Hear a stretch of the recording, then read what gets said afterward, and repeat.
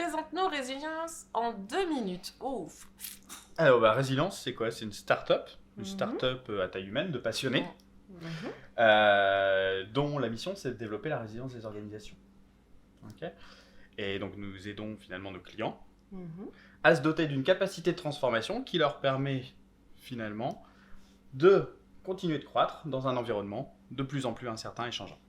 Faut pas oublier de dire qu'en fait, on est sur 3 pôles d'activité. On a le but de transformer, de créer et de former. Anne, tu peux nous en dire un peu plus du coup sur la transformation chez Résilience ? Pas de souci. Alors, accompagner pour nous chez Résilience, c'est accompagner nos clients, c'est dans leur transformation, c'est au niveau de la culture et de la méthodologie. Et ça passe par quoi ? Ça passe par du coaching individuel, du coaching collectif, des ateliers de facilitation. Et on a besoin de qui ? On a besoin de l'humain. Donc la richesse humaine est pour nous primordiale. Au-delà de transformer, finalement, une de nos missions, c'est de créer, c'est-à-dire mettre les mains dedans. Donc de pouvoir finalement contribuer directement à la création de valeur en intervenant dans les projets, à travers de la gestion de projets agiles par exemple, et du product management de manière un peu plus précise. Et former, on forme en inter ou en intra, on va travailler sur l'ingénierie pédagogique, mais on va aussi faire des formations sur mesure ou délivrer des formations qu'on a au catalogue et que je vous invite à venir voir sur notre site internet, sur le petit onglet Académie. Moi, je fais ma pub en même temps. Très bien. Une organisation résiliente, ça signifie quoi ? Non, je vais répondre. Non. Vas-y, ça, Guillaume. C'est pour toi. Dédicace. Alors, une organisation résiliente, pour nous, c'est en synthèse, c'est 4 éléments. C'est une organisation qui va être capable à la fois d'apprendre, c'est-à-dire qu'elle va être en mesure de pouvoir capter les signaux de son environnement, de savoir les exploiter, mais également de tirer les leçons du passé. Voilà. Deuxième élément, c'est de lui permettre d'innover continuellement. Alors, innover continuellement à travers une bonne connaissance du client, de l'utilisateur, mais également à travers de l'expérimentation rapide. Troisième élément d'une organisation résiliente, elle doit être capable également de créer, d'adapter sa structure en fonction des besoins. Donc continuellement pouvoir bouger son organisation, sa structure à l'intérieur. Et enfin, quatrième élément, c'est de pouvoir garantir la qualité des relations humaines, c'est-à-dire travailler sur la confiance, la responsabilisation des équipes, finalement dans le but de pouvoir favoriser non seulement l'épanouissement des personnes, parce qu'on est convaincu que c'est par l'épanouissement que les entreprises arriveront à pérenniser leurs activités, mais également mobiliser les collaborateurs et favoriser le partage d'informations. C'est quoi Noragile et l'Agile pour vous ?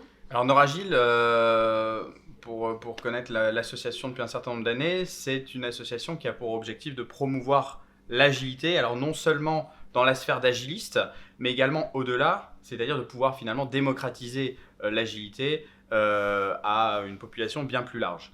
L'Agilil, l'événement Agilil en particulier, contribue à ça, et pour nous c'est important de sponsoriser l'Agilil, à la fois financièrement, mais également en contribuant au partage d'expériences, notamment à travers des conférences qu'on est amené à donner.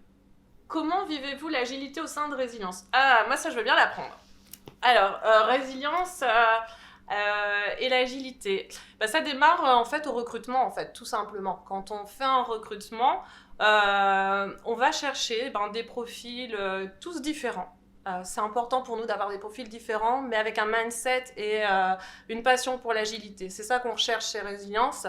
Et pourquoi on fait ça ? Parce qu'avec Guillaume, on s'est donné on s'est dit, il faudrait qu'on ait une équipe qui soit du coup multicompétente. Et du coup, pour avoir cette équipe multicompétente, c'est important qu'elle soit passionnée par l'agilité, parce qu'être un consultant chez Résilience, c'est pas être qu'un consultant. C'est participer au projet Résilience et du coup de collaborer ensemble sur Résilience. On le fait à travers, on va travailler ensemble par des réunions régulières, par des réunions d'équipe, par surtout des ateliers. On va créer ensemble les offres pour nos clients. On va créer ensemble les prestations qu'on va faire, des outils pour nos clientes. Parce que c'est important pour nous de déverser de la qualité et de la valeur. C'est vraiment très, très important pour notre équipe.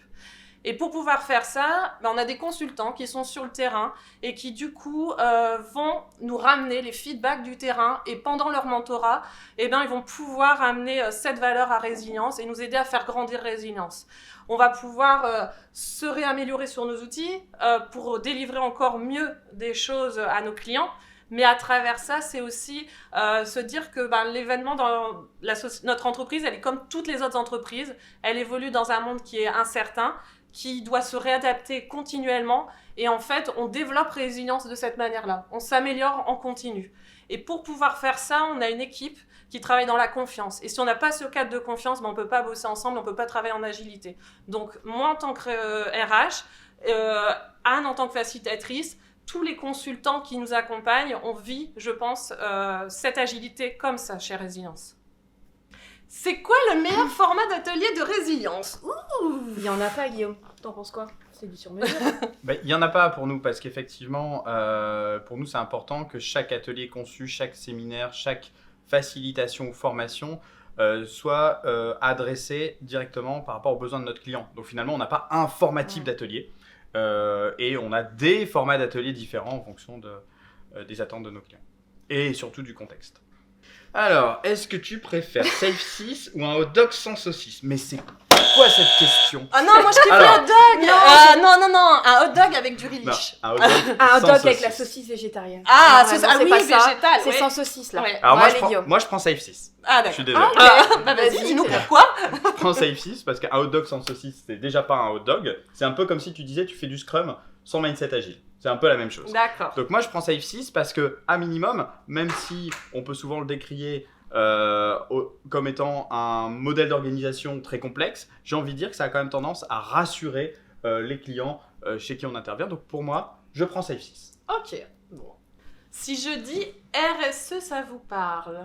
Anne, ça te parle ça ? Ouais, c'est un acronyme assez sympa, ça veut dire responsabilité sociétale des entreprises. Ok. T'as vu le mot là ? Ouais, T'as vu l'acronyme c'est... En fait, pour faire simple, à mon sens, chaque organisation doit inclure dans sa stratégie des enjeux liés au développement durable. Ils doivent y contribuer. Et quand je vois RSE, je pense à un autre petit acronyme qui s'appelle l'EFC. L'EFC, ça veut dire quoi ? C'est l'économie de la fonctionnalité et de la coopération. Et il y a des liens, il y a des ponts. Qu'est-ce que c'est ? C'est une alternative à un modèle économique classique, un modèle industriel traditionnel. C'est un autre cheminement. C'est un mindset aussi. On a le mindset agile et on a aussi un mindset dans le modèle économique. Et ça regroupe quoi ? En fait, on parle d'usage du produit. C'est la vraie valeur, c'est l'usage du produit, on le privilégie au produit. C'est une notion de durabilité, on arrête l'obsolescence programmée. On pense écosystème, on pense externalité positive. Et surtout, on pense aussi à la notion d'investissement immatériel, c'est-à-dire que derrière, on va aller voir la confiance, l'engagement. Et ça, c'est des petites choses qu'on fait aussi chez Résilience. Donc nous aussi, on fait un peu de FC. Et je dirais, pour conclure, que on va en parler lors d'une conférence à la première journée. Donc je vous invite à venir nous écouter sur le FC. Ah, tu fais ta pub, toi ? J'en profite. Ah ouais, Tu crois ok. quoi, Marie-Laure ? Vous préférez le maroilles ou le vieux-lille ? Maroilles. Un dernier mot, Jean-Pierre ? Marie-Laure. Non, c'est un prénom composé, Jean-Pierre. Marie-Laure, c'est pour moi. Vas-y. Alors, un dernier mot, si vous nous avez bien aimés, si vous vous dites, chez Résilience, on est sympa, l'idée qu'ils ont de l'agilité, c'est pas mal, venez boire un café avec nous, ou si vous avez envie, soit de créer, transformer ou vous faire former, soit vous vous abonnez à notre page LinkedIn, soit vous venez sur notre site internet, ou vous venez au Coloft, boire un petit café avec nous. Vous serez les bienvenus. On est sympa, on se marre bien. Je pense que nos voisins pourront dire qu'on se marre bien, ils pourront mettre des petits likes derrière aussi. Et voilà, n'hésitez pas. En tout cas, nous, on prend du plaisir à bosser avec vous et avec nos clients. Donc, on en profite pour les remercier. Voilà. Tine ? Allez, Tine. À nous ? À nous.